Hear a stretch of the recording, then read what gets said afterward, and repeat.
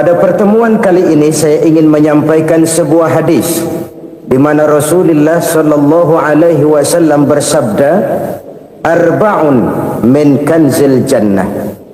Simpanan sorga ada 4 macam. Yang pertama, ikhfa'us sadaqah, menyembunyikan sedekah. Saudara-saudara kaum muslimin, sebagaimana yang kita maklum bahwa Allah Subhanahu wa taala melebihkan sebagian rezeki dari kita terhadap yang lain. Ada yang kaya, ada yang setengah kaya, ada yang miskin, ada yang setengah miskin, dan selanjutnya. Ada yang gajinya kecil tapi penghasilannya gede. Ada yang penghasilannya gede tapi nggak punya gaji. Ada juga yang memang gajinya gede dan penghasilannya gede. Kelebihan rezeki merupakan sunnatullah dan tidak harus membuat kita merasa lebih dari yang lain. Bahkan sebaliknya, kelebihan itu harus membuat kita ringan tangan untuk menolong mereka yang memang memerlukan pertolongan. Kalau saudara diberikan ilmu, maka pertanyaan akhirat cuma satu: ilmumu kau amalkan untuk apa? Kalau saudara diberikan umur yang panjang, pengadilan akhirat juga bertanya satu: umurmu kau habiskan di mana? Tapi kalau saudara diberikan harta, pengadilan akhirat akan bertanya 2: hartamu kau dapat dari mana? Kau belanjakan kemana? Dari mananya ditanya dan kemananya juga ditanya. Oleh karena kita akan dimintakan pertanggungan jawab, maka amanah yang bernama harta ini harus kita gunakan dengan sebaik-baiknya. Ada penggunaan yang merupakan kewajiban, itu zakat namanya. Ada penggunaan yang sewaktu-waktu, itu infak namanya. Ada yang lebih sewaktu-waktu lagi, dan itu sedekah namanya. Zakat dia terikat oleh haul dan nisab, oleh putaran batas waktu dan ukuran dari harta itu sendiri. Sedangkan infak terikat oleh situasi dan kondisi perekonomian seseorang. Sedangkan sedekah tidak terikat dengan apapun. Dalam kondisi seperti apapun kita bisa melakukan sedekah dengan yang terkecil sekalipun. Sampai-sampai Rasulullah sallallahu alaihi wasallam mengajarkan, la tahqiranna minal ma'rufi syai'an walau an talqa akhaka biwajhin talik. Atau ada hadis, tabassumuka fi wajhi akhika laka shadaqah. Senyumanmu kepada temanmu adalah sedekah. Jadi untuk melakukan sedekah tidak harus dalam berbentuk uang. Dengan ilmu kita bisa sedekah, dengan tenaga kita bisa bersedekah, dengan pikiran kita bisa bersedekah, bahkan senyum kepada teman itu pun sedekah. Jadi kalau sedekah dengan uang memang belum punya uang, nyengir aja banyakin. Itu asal pada tempatnya, jangan lalu ketemu tiang listrik cengengesan. Tentu tidak pada tempatnya dan tidak wajar. Nah, sedekah yang paling dicintai Allah adalah sedekah yang disembunyikan. Artinya jauh dari sifat riya. Kan kadang-kadang ada orang sedekah itu disebutkan namanya, apa tidak bagus? Kalau memang niatnya ikhlas, ya bagus-bagus saja. Untuk memberikan sugesti kepada yang lain. Si Fulan bin Fulan nyumbang sekian, diumumkan. Boleh kalau niatnya untuk memberikan rangsangan kepada yang lain supaya dia menyumbang lebih besar dari orang tadi. Tapi kalau itu mendatangkan riya, maka sedekah yang paling dicintai Allah adalah sedekah yang disembunyikan. Tangan kiri saja tidak tahu apa yang diberikan oleh tangan kanan. Sedekah yang dilakukan dengan ikhlas akan merupakan perbendaharaan surga, tersembunyi dari pandangan orang lain, tidak seorang pun tahu. Karena memang sikap yang baik adalah melupakan kebaikan dan mengingat kesalahan. Itu salah satu ciri orang bahagia. Orang yang selalu mengingat kesalahannya dan berusaha melupakan segala kebaikannya. Kalau dia akan berada kebaikan, dia tidak bisa ikut, dia merasa rugi karena dia merasa belum pernah berbuat baik. Tapi kalau akan melakukan kesalahan baru, dia ingat kesalahan yang sudah-sudah, sehingga terhalang baginya untuk melakukan satu kesalahan baru. Demikianlah saudara-saudara, bahwa Allah melebihkan rizki sebagian kita dari yang lain, agar terjadi tolong-menolong dalam kehidupan ini. Jadi kesenjangan yang nature, kesenjangan yang alami, itu sunnatullah. Ada yang kaya, ada yang miskin, ada yang kelas menengah. Nah, kenapa lalu sekarang kita berusaha mengentaskan kemiskinan? Oleh karena adanya kesenjangan struktural. Kalau yang kaya bisa semakin kaya, kenapa yang miskin tidak bisa naik jadi ikut sedikit kaya? Sebab pada dasarnya Islam adalah agama yang sejak turunnya sudah berupaya memerangi kemiskinan. Bahkan dikatakan kemiskinan itu mendekatkan kepada kekufuran. Orang kalau miskin udah dekat banget sama kafir. Gampang menjadi kafir. Berapa banyak saudara-saudara kita yang oleh karena soal perut, oleh karena soal materi, terpaksa meninggalkan dan menanggalkan akidahnya, menjual petunjuk yang diberikan Allah dengan kesenangan dunia yang cuma sebentar ini. Na'udzubillah summa na'udzubillah. Jadi makin kita sembunyikan satu sedekah, semakin banyak perbendaharaan kita di surga. Sedekah yang paling dicintai Allah adalah sedekah yang disembunyikan. Malahan ada seorang sufi, dia punya kebiasaan kalau pergi sholat Jumat dia bawa uang, itu uang dia taruh di bawah tikar masjid. Dia niat sedekah kepada siapa saja yang nemuin itu duit. Maksudnya apa? Supaya yang nemuin nggak tahu siapa yang punya duit. Demikian dia saking ingin menyembunyikan sedekahnya. Karena sifat ria itu bisa memakan amal kita sendiri. Ria itu termasuk menyebut-nyebut kebaikan kita. Orang yang suka nepuk dada, sedikit-sedikit ngitungnya kalau nggak gua. Tuh kalau nggak gua tuh yang belah situ, kalau nggak gua, kalau nggak gua. Iya, kalau nggak lu kenapa emang? Orang yang suka menepuk jasad, biasanya memang begitu, saudara-saudara. Kalau perang lagi berkecamuk, orang nggak sempat ngaku jadi pahlawan. Tapi begitu perang selesai, yang kagak kenal bedil ngaku pahlawan, mas. Itu sesuatu yang biasa. Oleh karenanya, orang-orang yang ikhlas dalam bersedekah, disembunyikannya sedekah itu Allah cinta betul. Malahan ada hadis memberikan jaminan, inna shadaqatal mar'il muslimi tazidu fil umri wa tadfa'u mitata su'i. Sesungguhnya sedekahnya seorang mukmin tazidu fil umri, bisa menambah umur panjang. Wa tadfa'u mitata su'i, dan menyelamatkan manusia dari mati secara su'ul khatimah. Jadi siapa yang kepengen panjang umur, banyaklah sedekah. Yang bosan hidup, pelit terus. Sedekah menambah panjang umur dan menyelamatkan manusia dari mati secara su'ul khatimah. Pak, katanya umur itu nggak bisa ditambah, nggak bisa dikurangin. Kapan? Kalau ajal sudah datang. Wa idza jaa ajaluhum la yastakhiruna sa'atan wa la yastaqdimun. Kalau ajal datang tidak bisa dimajukan, tidak bisa dimundurkan. Itu kalau ajal sudah datang.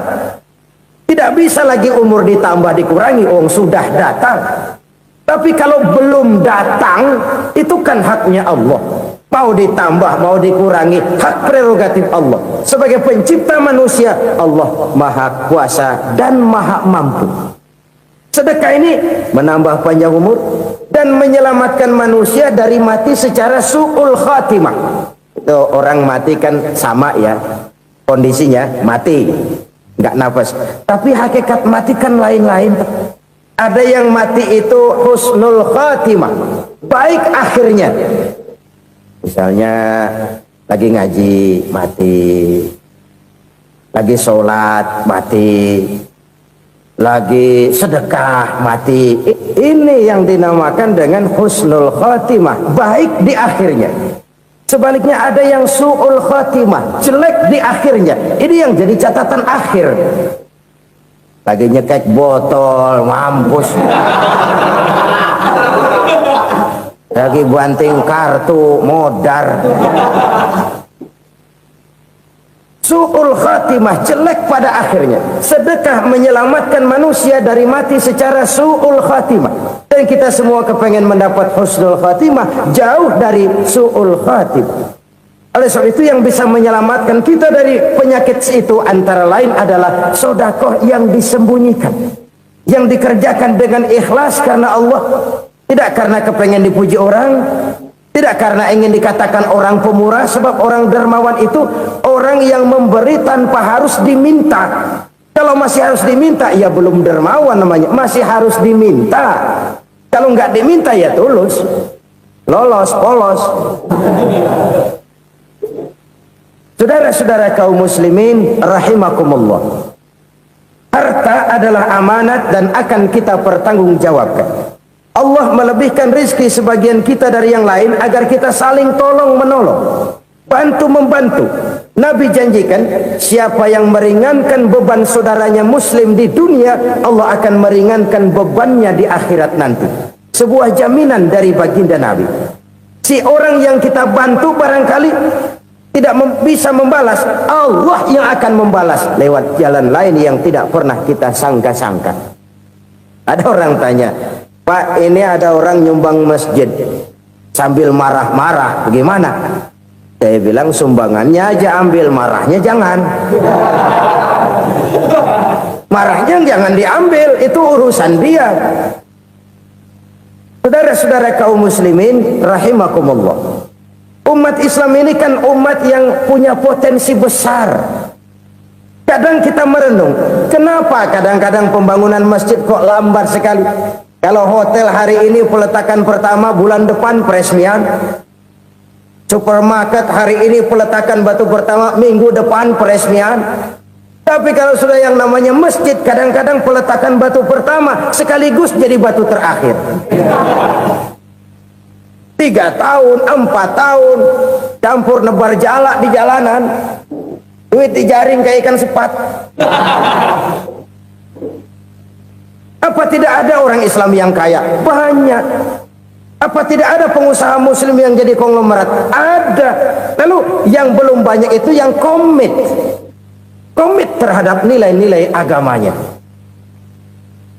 Akhirnya kita jatuh jadi umat yang lemah. Belum ada pengusaha konglomerat muslim buka pabrik super mie cap bedug misalnya umpamanya atau pabrik kecap cap sorban supaya identitas keislamannya sedikit kelihatan. Kita jatuh jadi umat yang lemah karena potensi tidak terinventarisir dengan baik. Kita ini ibarat kompor yang cuma matengin nasi orang lain. Potensi kita dimanfaatkan oleh orang lain.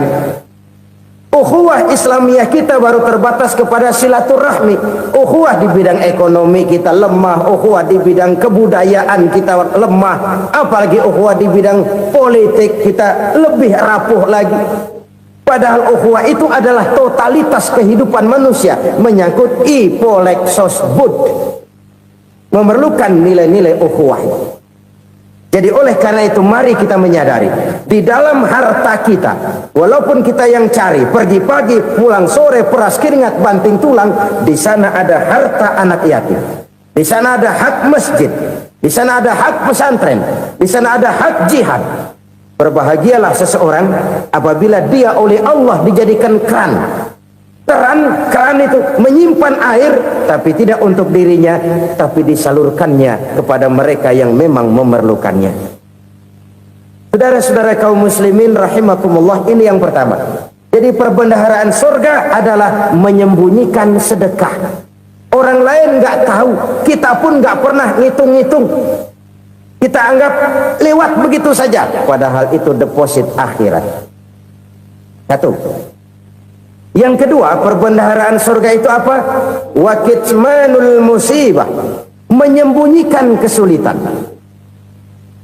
Kadang orang takut menghadapi kesulitan, tapi makin kita merenung, hidup ini kan sebenarnya urusan. Takut sama urusan ya jangan hidup. Tandanya orang hidup itu kalau punya urusan. Urusan melupakan problem sering menimbulkan kesulitan. Kesulitan bukan untuk ditakuti, tapi untuk diatasi dan dicarikan jalan keluarnya. Siapa sih orangnya yang nggak pernah sulit-sulit? Makin tinggi status sosialnya, makin gede urusannya. Makin tinggi kualitas imannya, makin berat tingkat kesulitannya. Cuma memang yang namanya enak itu seperti pelangi. Biang lala itu nggak pernah di atas kepala kita, di atas kepala orang melulu. Lo sih enak lo, kata kita. Dia juga bilang yang enak kan lo. Pelangi itu nggak pernah di atas kepala kita. Kata tukang beca, aduh enak ya naik Mercy. Kata tukang beca, apa yang di dalam mobil Mercy? Aduh enak bener tukang beca, di jok ngeringkuk ngorok pules bener. Saya kamar pakai AC sejuk, tempat tidur sutra empuk, alga spring bed, gula kulik nggak bisa pules kalau belum minum Valium, belum tidur. Enak bener tukang beca, di jok ngorok nggak tahu wetan kulon. Si tukang beca bilang yang di Mercy enak, yang di Mercy bilang tukang beca enak. Inilah enak, nggak pernah di atas kepala kita, di atas kepala orang lain melulu enak itu. Nah, saudara-saudara, yang merupakan perbendaharaan surga itu orang yang bisa menyembunyikan kesulitan, baik pribadi ataupun rumah tangga. Nih terutama rumah tangga yang jadi soalnya. Kadang-kadang kita ini kalau senang, sebaliknya kalau senang kita diam, kalem aja, cuek. Banyak banget duit kita bawaan, diam aja udah, malah ketemu orang takut. Tapi begitu susah sekampung tahu. Padahal Nabi mengajarkan perbendaharaan surga itu menyembunyikan musibah, menyembunyikan kesulitan. Kalau enak cerita sama orang-orang, kalau nggak enak rasain sendiri, tekan sendiri, atasin sendiri. Kita kan sebaliknya, senang kita diam, asal lagi susah paling tidak kita nyari teman buat cerita kesusahan. Siapa orangnya yang nggak pernah susah? Cuma soalnya bagaimana kita mengatasi kesusahan itu sendiri. Begitu juga misalnya kalau orang sudah berumah tangga, itu orang tuanya harus menjadi tempat dia cerita yang enak-enak saja. Yang nggak enak rasain berdua, selesaikan berdua, atasin berdua. Jangan dibalik. Asal senang diam, giliran susah aja, maknya laporan. Terbalik. Bisa menjaga security informasi. Maka nama bayam keluar diam, malah seluitan. Enak amat lo makan daging ayam. Security informasi. Saudara-saudara kaum muslimin rahimakumullah, ujian yang terberat itu yang pernah diberikan kepada para nabi, para rasul, para aulia, para ulama. Makin tinggi keimanan, makin berat bentuk kesulitan. Ayo saya kemukakan satu contoh saja. Ada seorang nabi yang kaya, nabi kaya, namanya Nabi Ayub. Iblis kalau orang begini kan keki, ibadahnya rajin, kaya. Ini yang kayak begini susah digodain. Kalau ibadahnya rajin, miskin, kali bisa disogok. Sini imannya mantap, ibadahnya rajin, kaya, nabi lagi. Oh, tapi namanya iblis nggak kurang akal. Laporan, Tuhan, kenapa Les? Ya ini bahasa saya, bahasa Qurannya sih nggak gitu.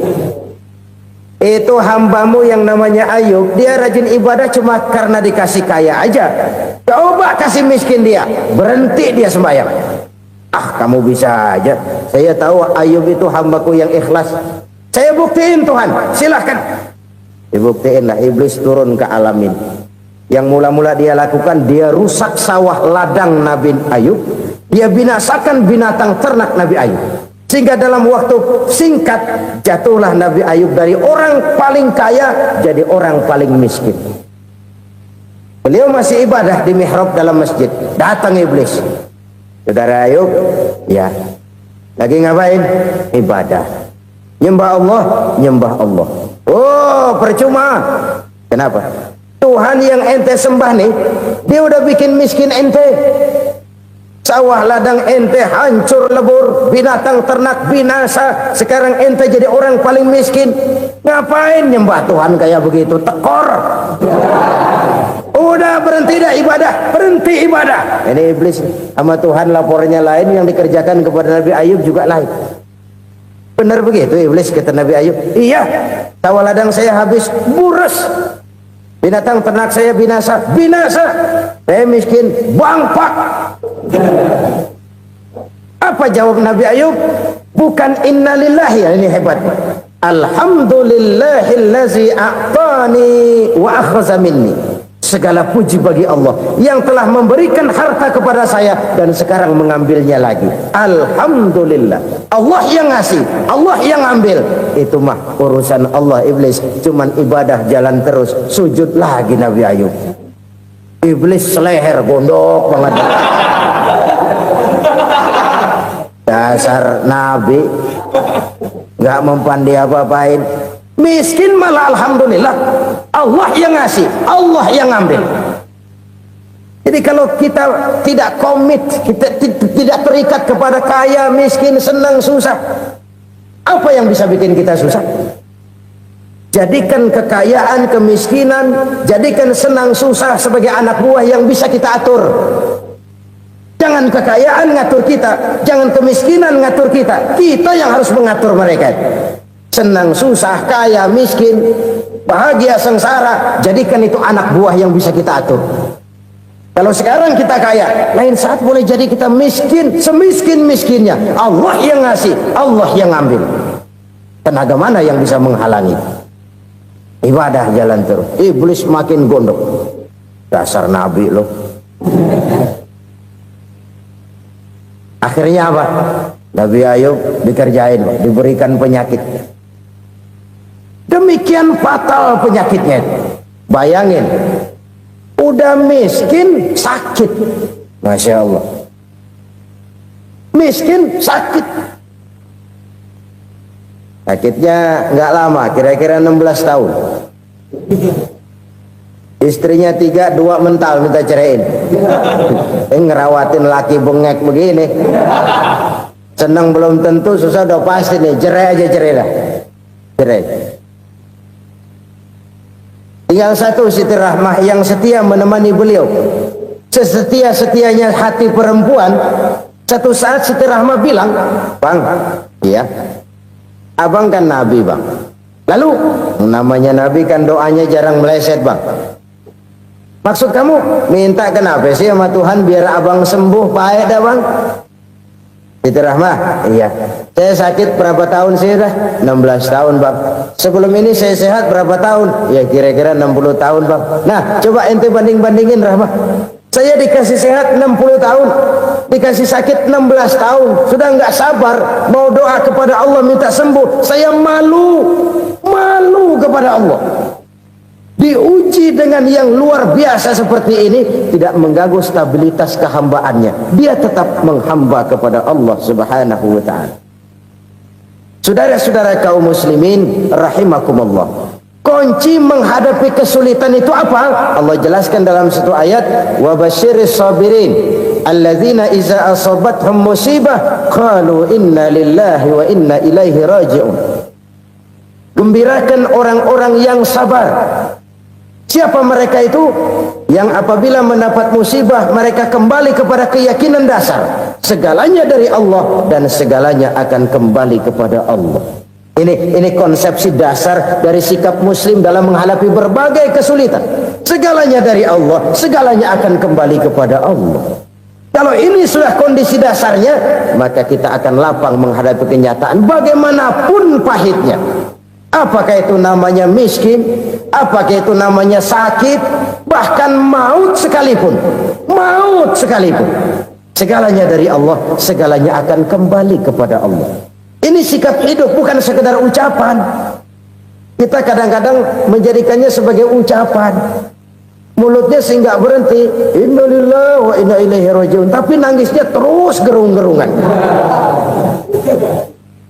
Bukan itu, ini kesadaran moral. Kalau segalanya dari Allah, segalanya kembali kepada Allah, kan sebenarnya cuma nunggu giliran.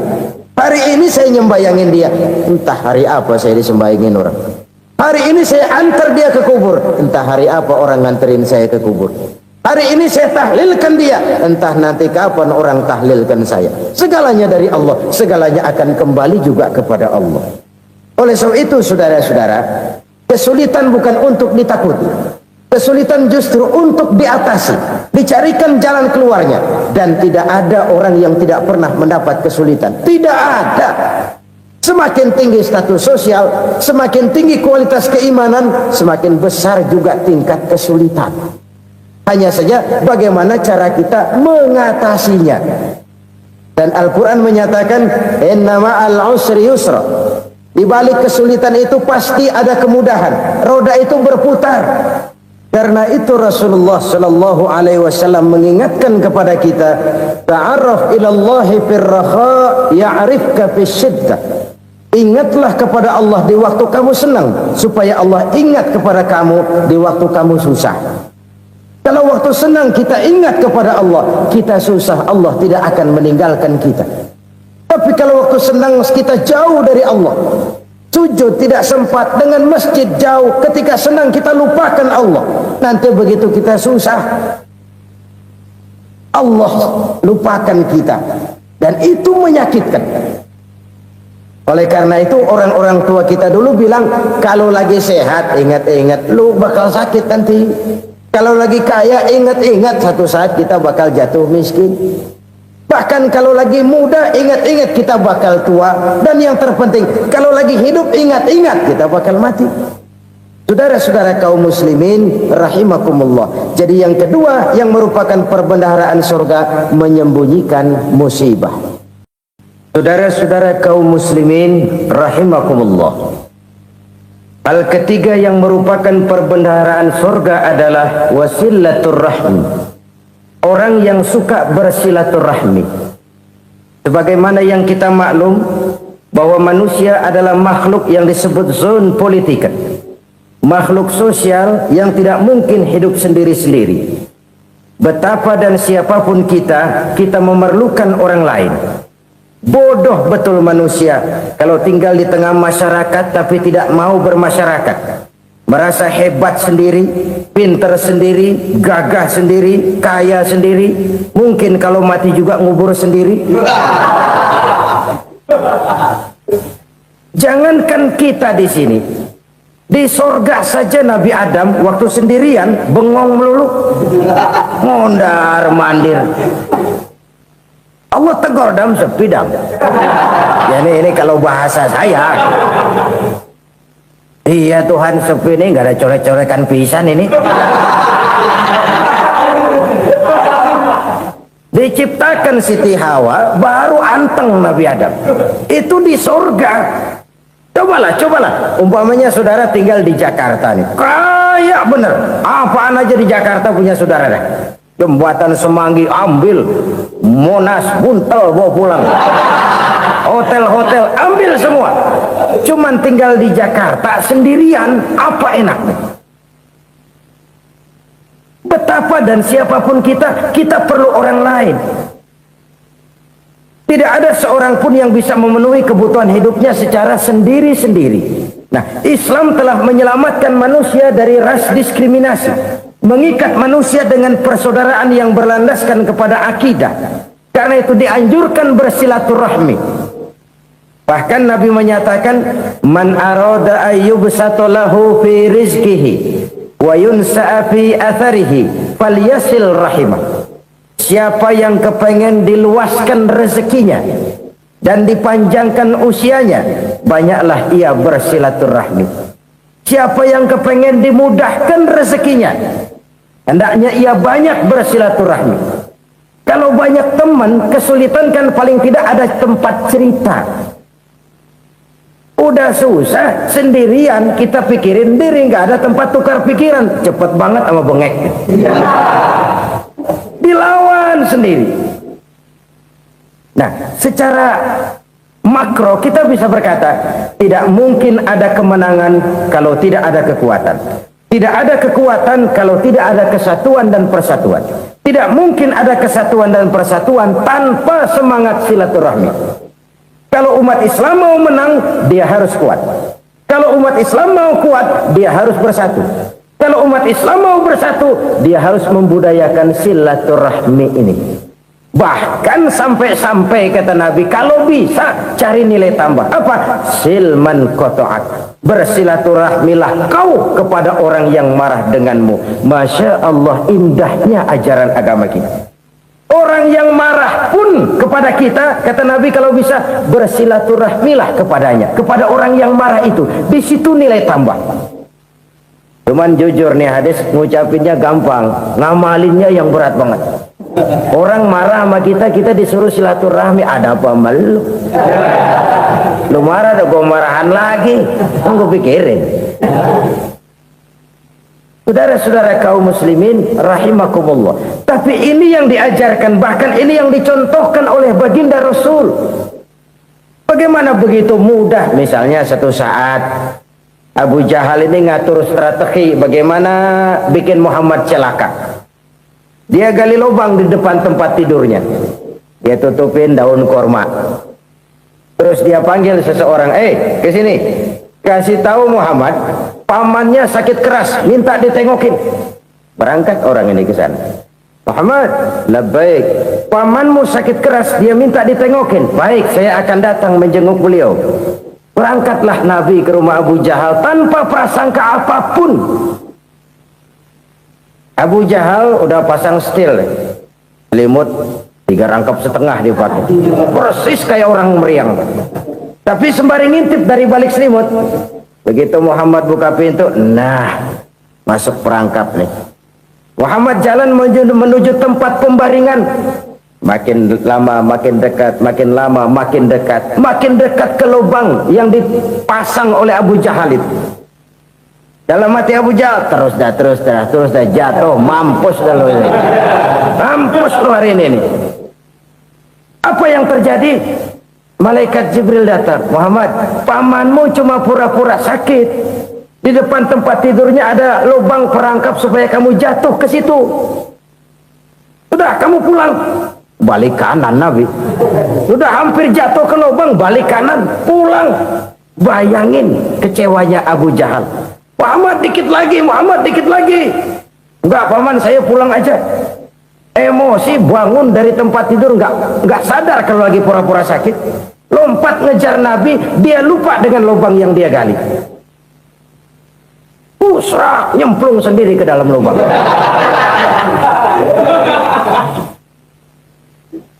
Nabi terus berlalu. Ini terjadi keanehan. Jatuh ke lubang yang dia gali itu sebenarnya nggak terlalu dalam ya, antara 3-4 meteran lah. Tolong saya jatuh ke lubang ini. Datanglah pelayan-pelayannya itu. Angkat saya dari sini. Oh, yang ngulurin tambang. Satu gulung, belum juga nyampe itu tambang. Kurang, beli lagi ke warung. Sambung, ulur lagi, nggak juga bisa sampai. Wah, ini kerjaan Muhammad ini. Tolong, siapa salah seorang kamu ke rumah Muhammad, kasih tahu encangnya kecebur.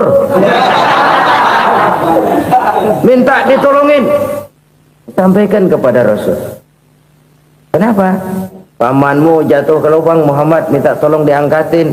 Tambang udah nyambung-nyambung nggak nyampe juga. Ya, nanti saya datang, saya tolong. Coba. Nyata-nyata orang berniat jahat mau mencelakakan dia. Datang dia menolong. Ini yang disebut air tuba dibalas air susu ya ini. Bukan sebaliknya. Air tuba dibalas air susu. Paman, kecebur ya? Iya Muhammad, tolong ini. Pegang tangan saya. Nabi ulurkan tangannya. Nyampe. Dipegang oleh Abu Jahal. Diangkat ke atas. Sampai atas, apa kata Abu Jahal? Sihirmu memang hebat Muhammad. Udah ditolongin dikata sihir. Yang enak kita kemplang kan itu orang begitu. Urusan apa? Tapi inilah akhlak. Kalau bisa kamu bersilaturahmilah dengan orang yang marah kepadamu sekalipun. Orang marah kita tetap baik. So, kalau kita berbuat baik sama orang yang memang baik, rasanya sih biasa-biasa aja. Orang baik kita baik lagi, ya draw aja, belum ada nilai tambah di situ. Baru ada nilai tambah kalau kita bisa berbuat baik kepada orang yang nyakitin kita.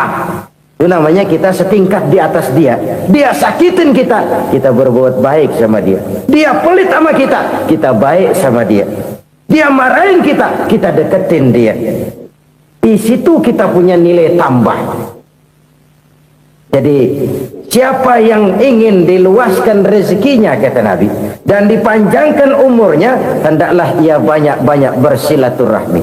Sederhana sebenarnya silaturahmi, tapi silaturahmi membangkitkan semangat kesatuan dan persatuan. Kesatuan dan persatuan melahirkan kekuatan. Dalam matematika 1 ditambah 1 pasti 2. Tapi di tengah masyarakat, 1 orang takut ditambah 1 orang takut, hasilnya jadi 2 orang setengah berani. Kenapa setengah berani? Karena udah berdua. Tadi pan takut sendirian. Kalau dia kumpul turu-turu takutlah jadi berani. Kita yang lemah, kita yang tidak berdaya, kita yang miskin, kalau mau kompak bersatu, apa yang nggak bisa kita kerjain? Apalagi tinggal di kota besar, pilihan cuma 2, bertahan atau minggir. Bertahan atau minggir. Untuk bisa bertahan harus mampu bersaing. Untuk mampu bersaing harus punya keahlian. Keahlian harus ditunjang dengan pendidikan, ditambah oleh kekompakan sebagai umat. Udah miskin mencar mulu, orang injek gitu. Orang nggak pandang urusan apa malu. Oleh karena itu silaturahmi pada hakikatnya merupakan roh dari ukhuwah yang diajarkan oleh agama kita. Bagaimana Islam menyelamatkan masyarakat manusia dari ras diskriminasi, mengikat manusia, dan tidak ada persaudaraan yang lebih indah selain persaudaraan yang diikat dengan nilai-nilai akidah. Sepanjang orang di jalan Allah, itulah saudara kita. Keluar dia dari jalan Allah, selesailah persaudaraan sampai di situ. Karena itu, kalau ingin menyimpan sesuatu di surga, banyaklah bersilaturahmi. Datang ke rumah ini, datang ke rumah itu, dan lain sebagainya. Itu simpanan kita di akhirat nanti. Ini yang ketiga. Saudara-saudara, yang keempat, perbendaharaan surga itu apa? Wa qawlu la hawla wa la quwwata illa billah. Ucapan la hawla wa la quwwata illa billah. Ibadah kan ada yang berat, modalnya besar. Bangun masjid berat, modalnya besar. Bangun rumah sakit berat, modalnya besar. Ada ibadah yang berat tapi modalnya ringan. Misalnya puasa. Puasa itu berat, mengendalikan nafsu. Kalau sekedar nggak makan nggak minum sih enteng, mengendalikan nafsu. Itu jihad terbesar, tapi kan modalnya ringan, cuma niat saja. Ini ibadah berat, modalnya ringan. Ada ibadah yang ringan, modalnya juga enteng. Seperti termasuk ucapan la haula wa la quwwata illa billah. Tanpa sadar, la haula wa la quwwata illa billah. Nyelengin tuh di surga. Nyelengin, kita nggak terasa. Nyelengin simpenan akhirat. La haula wa la quwwata illa billah. Nyimpan lagi. Kaget, la haula wa la quwwata illa billah. Nyimpan lagi. Banyak simpenan. Walaupun sebenarnya yang dimaksud di sini adalah kesadaran batin bahwa tidak ada daya dan kekuatan kecuali Allah. Itu intinya. Kita memulai pekerjaan disunahkan baca bismillah, kan begitu? Apa itu? Kesadaran moral bahwa ini saya bisa kerjakan. Saya kerjakan ini dengan menyebut nama Allah. Kenapa? Kalau Allah tidak memberikan daya dan kekuatan, mana mampu saya kerjakan ini. Maka saya kerjakan ini dengan menyebut nama Allah. Bismillah. Kesadaran moral. Manusia hanya wajib berusaha, tapi nggak pernah wajib berhasil. Banyak hal-hal yang kalau kita renungkan secara rasio nggak mungkin, tapi jadi kenyataan. La haula wa la quwwata illa billah. Tidak ada daya dan kekuatan kecuali bagi Allah semata-mata. Kesadaran moral akan kelemahan dan keterbatasan makhluk bernama manusia. Kadang kita kagum dengan otak, tapi kita sering lupa sama yang bikin otak. Padahal bagaimanapun hebatnya otak, yang bikin otak pasti lebih hebat dari otak. Nggak percaya, silahkan otak-otakan. Inilah kecenderungan. Kita kagum dengan pesawat-pesawat mutakhir, bukan main, besi gede banget terbang itu. Alangkah hebatnya. Lalu apa yang bikin otak tidak lebih hebat dari itu semua? Kita puji laut, apa yang bikin laut tidak lebih hebat dari laut itu? La haula wa la quwata illa billah. Tidak ada daya dan kekuatan kecuali Allah. Apa yang bisa kita lakukan kalau tidak karena daya dan kemampuan yang diberikan oleh Allah kepada kita?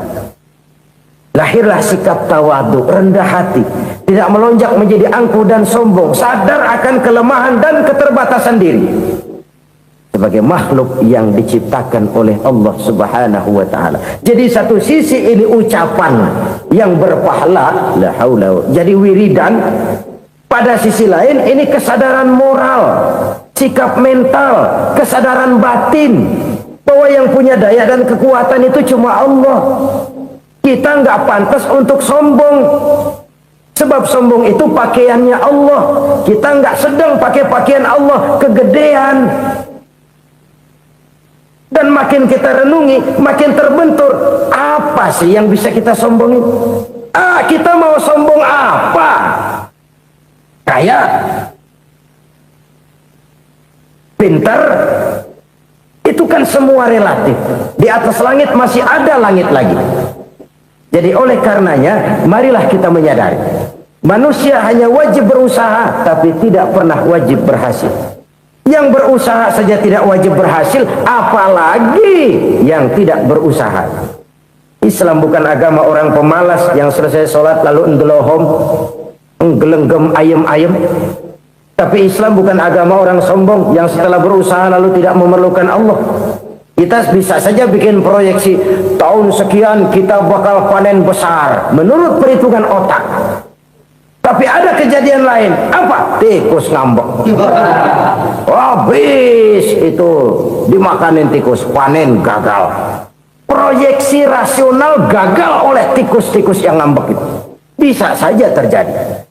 Tahun depan kita panen besar, urung. Kenapa? Musim panas panjang. Dan sekarang ini koran-koran bikin berita musim mengalami penyelewengan. Bukan cuma manusia yang nyeleweng sekarang. Musim pakai nyeleweng. Mestinya kan musim hujan udah selesai, masih hujan-hujan juga. Musim. Nah sekarang kita boleh bikin proyeksi, kita bakal panen besar. Tahu-tahu musim panas panjang, sawah retak, air kering. Cari teknokrat yang paling botak, suruh pendekin tuh musim panas. La haula wa la quwata illa billah. Inilah kesadaran moral. Saudara, saya teringat satu saat ada seorang konglomerat. Umurnya ya kira-kira 70-an. Satu saat dia ditanya oleh wartawan, "Pak, umur Bapak berapa sih?" "Ya paling 10 tahun." 10 tahun? 10 tahun? Anak Bapak berapa orang? Satu saja? Satu. Harta Bapak berapa? Ya paling-paling bangsa 7 juta kali. 7 juta? Iya. Pak, kenapa Bapak bohongi saya? Bapak punya buku biografi, koran-koran, majalah-majalah banyak memuat cerita riwayat hidup Bapak. Saya tahu umur Bapak 70. Kenapa bilang cuma 7 tahun? Saya tahu anak Bapak 8. Kenapa cuma bilang 1? Saya tahu harta Bapak miliaran, mungkin triliunan, pabrik di mana-mana, bank di mana-mana. Kenapa bilang uang Bapak cuma 7 juta? Nah, kata si konglomerat tadi, "Kamu benar, nak, kamu benar. Umur saya kalau jumlahnya memang 70, nak. Cuman ingat-ingat saya, baru 7 tahun terakhir ini saya sujud. Baru 7 tahun terakhir ini saya berusaha dekat dengan Allah. Saya laksanakan perintahnya, saya jauhi larangannya. 7 tahun inilah rasanya yang ada nilainya di hadapan Allah. Yang 63 tahun matong, kelabu, kelem umur gue. Habis untuk maksiat, untuk munkarat. Maka ketika ditanya tadi, umur saya 7 tahun itu. Oh begitu Pak. Oh iya. Lalu anak Pak, anak Bapak kan 8. Kenapa bilang cuma 1? Nah, kalau jumlah hitungannya memang anak saya 8.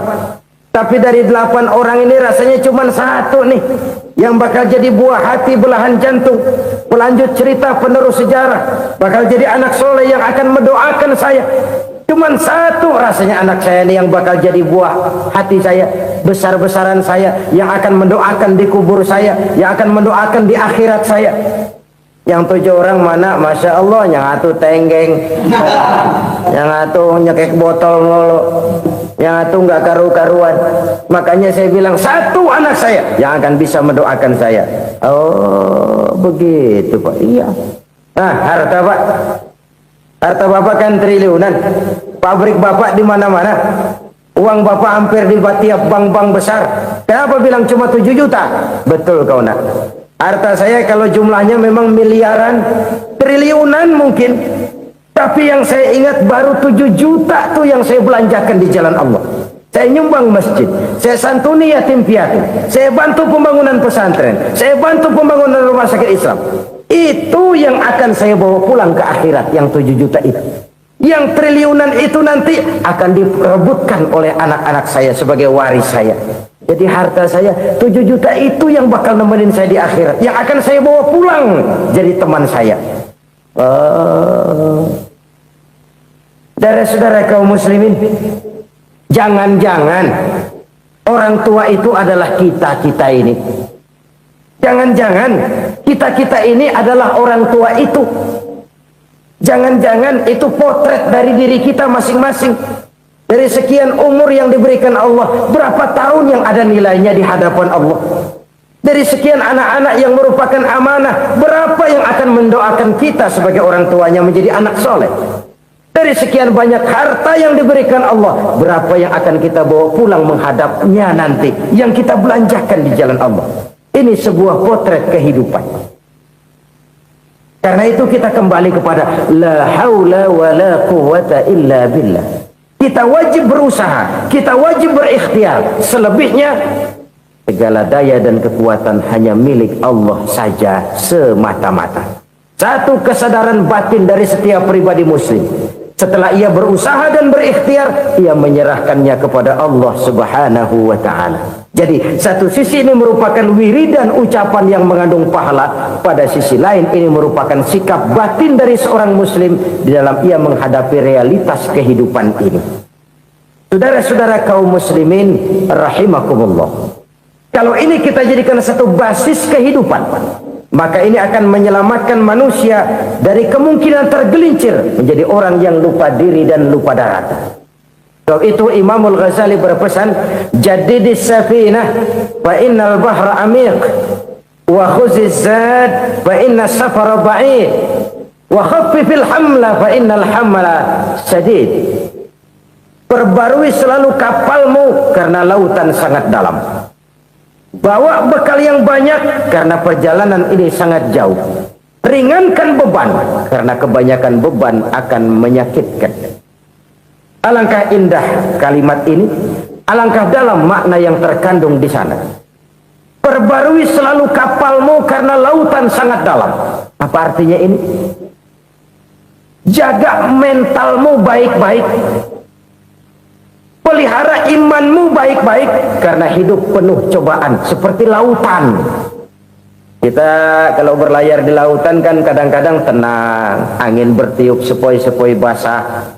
Jika malam datang, bintang gemintang bertabur menghias cakrawala, rembulan memantulkan sinarnya dengan indah. Dalam keadaan begitu berlayar enak. Tapi lain saat ombak menggunung, halilintar menyambar, angin topan bertiup.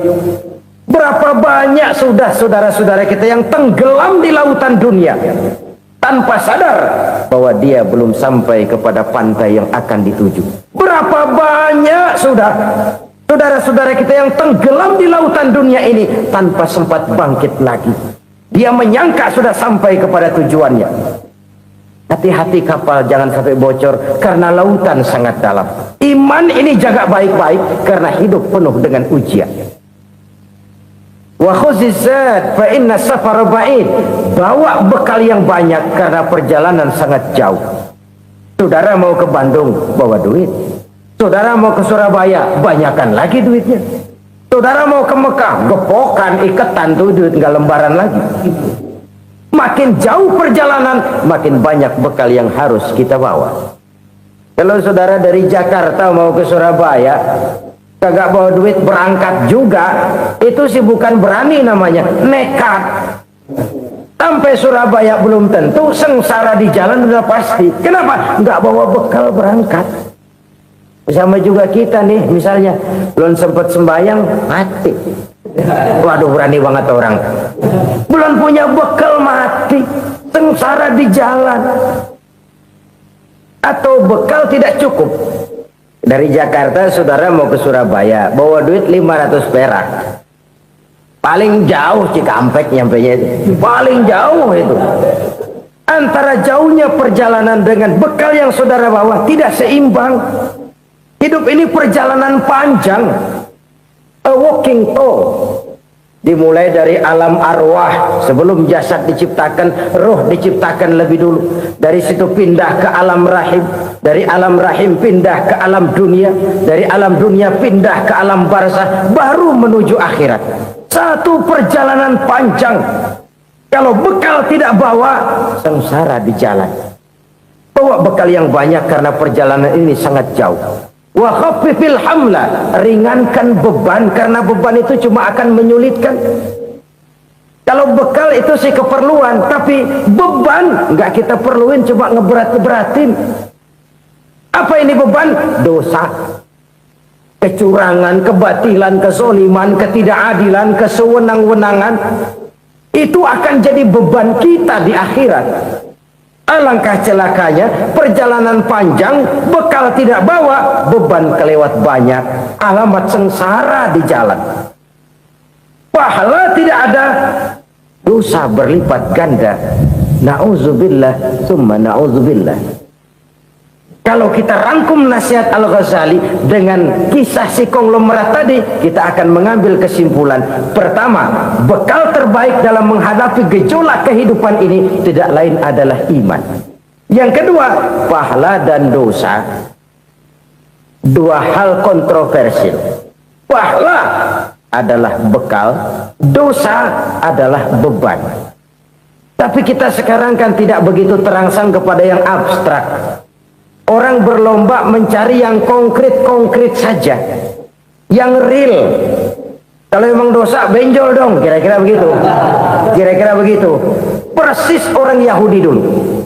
Orang Yahudi itu kan pernah minta kepada Nabi Musa, Ya Musa, lan nu'mina laka hatta narallaha jahrah.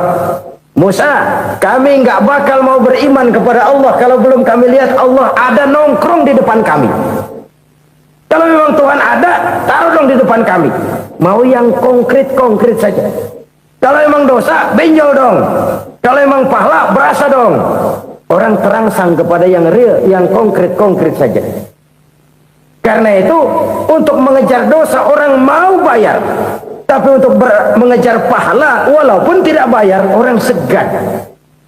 Ini yang dikatakan oleh Nabi, kamu mengharapkan ke surga, tapi kamu berat melaksanakan sesuatu yang bisa membawa kamu ke surga. Kamu ingin jauh dari neraka, tapi tiap saat kamu lakukan perbuatan-perbuatan yang justru menjerumuskan kamu ke neraka. Idda'aitum an-najata minan nar wa ramaitum fiha anfusakum. Kamu ingin selamat dari neraka, tapi kamu lemparkan diri kamu ke neraka. Kamu ingin masuk surga, tapi berat sekali kamu melakukan perbuatan-perbuatan yang bisa menyampaikan kamu di surga. Saudara-saudara kaum muslimin rahimakumullah. Jadi hal keempat yang merupakan perbendaharaan surga adalah la haula wa la quwwata illa billah. Satu sisi ini merupakan ucapan yang memperberat timbangan akhirat. Pada sisi lain ini merupakan sikap hidup seorang muslim. Kesadaran batin yang sangat dalam bahwa tidak ada daya dan kekuatan kecuali Allah. Dan itu kita simbolkan pada saat memulai pekerjaan dengan Bismillah, dengan menyebut nama Allah. Satu kesadaran moral, saya hanya bisa melakukan ini karena diberikan daya dan kekuatan oleh Allah. Lahirlah sikap tawadu, rendah hati, tidak melonjak menjadi angkuh dan sombong. Saudara-saudara, sampai sini dulu jumpa kita kali ini. Semoga 4 perbendaharaan surga ini dapat kita lakukan, yang kelak akan merupakan bekal kita di kemudian hari nanti. Amin ya rabbal alamin. Terima kasih atas segala perhatian, mohon maaf atas segala kekurangan. Usikum wa iyaya bitaqwallah. Wassalamualaikum warahmatullahi wabarakatuh.